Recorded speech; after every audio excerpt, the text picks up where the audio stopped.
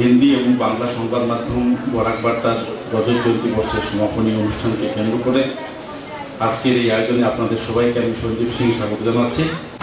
ওনার যেরকম সাংবাদিকতার কীর্তিকলাপ সংস্কৃতি জগতে, ক্রীড়ার জগতে কিংবা আমাদের সঙ্গে, কারণ যে কোনো সময় আপনি ওনাকে ফোন করবেন যদি অবস্থা শোচনীয় থাকে। আজ এই সম্বর্ধনা সভায় বিভিন্ন দিক দিয়ে যেভাবে ওকে তাদের সম্বর্ধিত করবেন,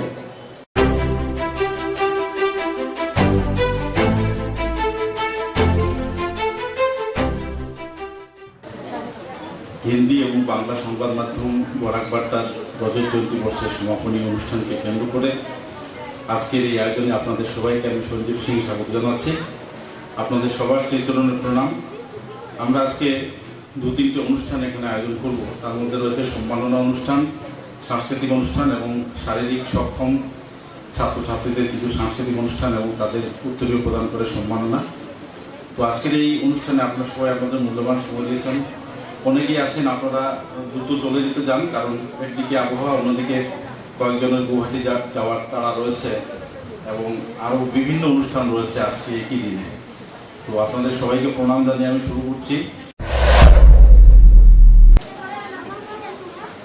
আজ এই সম্বর্ধনা সভায় বিভিন্ন দিক দিয়ে যেভাবে ওকে তাদের সম্বর্ধিত করবেন তা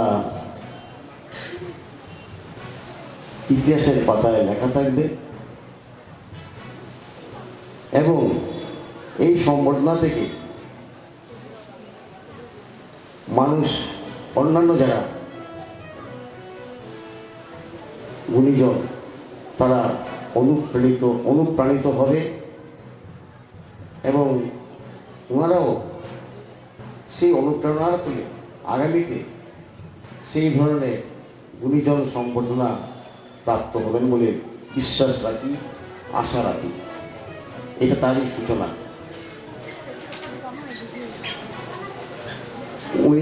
ওনাদের সেই গুণীজন সম্বর্ধনা বিভিন্ন দিক দিয়ে, তাছাড়া শারীরিক সক্ষম ব্যক্তিদেরকে যে সাহায্যের ঘোষণা করেছেন, সেটা সমাজসেবামূলক কাজকর্ম।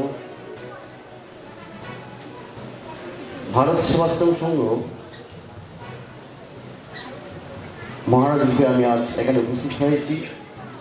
ভারত সেবাশ্রম সংঘ একটি ধর্মীয়, সামাজিক, আধ্যাত্মিক, অরাজনৈতিক প্রতিষ্ঠান,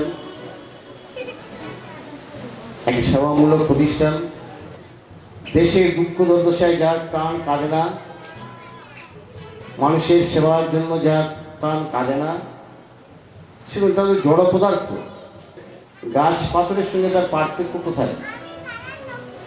তাই আজ এমন করে একটি অনুষ্ঠানে আমি উপস্থিত হয়েছি যেখানে বরাক বার্তার কর্ণধার তারা সেই রজত জয়ন্তী উৎসব উপলক্ষে শারীরিক সক্ষম ব্যক্তিদের 5,000 টাকা, 40 জনকে 5,000 টাকা আর্থিক অনুদান প্রদান করবেন। সেটাও অনুপ্রেরণা জোগাড়ে অন্যান্য প্রতিষ্ঠানের ক্ষেত্রে এবং অন্যান্য ব্যক্তিত্বকেও সেই অনুপ্রেরণা জোগাড়ে, যাতে আমরা সমাজের মধ্যে থেকে আমরা যেন সমাজ সেবায় নিজেদেরকে নিয়োজিত করতে পারি এবং সেটাই হবে প্রকৃত সমাজ সেবা। তাই আমার আবেদন থাকবে, এই সেটা শুধু তাদেরকে সম্মাননা করা হয় নাই, অনুপ্রাণিত করেছে। এতদ অঞ্চলের জনসাধারণকে অনুপ্রাণিত করবে। তারা বিভিন্ন সেবায়, যে সেবায় কাজে নিযুক্ত আছেন, তারা প্রত্যেকেই যেন এই সম্মানটা অর্জন করতে পারেন। তাদেরকে সেই প্রেরণা উদ্বুদ্ধ করবে। ভগবানের আশীর্বাদ সকলের শিরে স্বস্থ ধারায় বর্ষিত হোক, এই প্রার্থনা করি।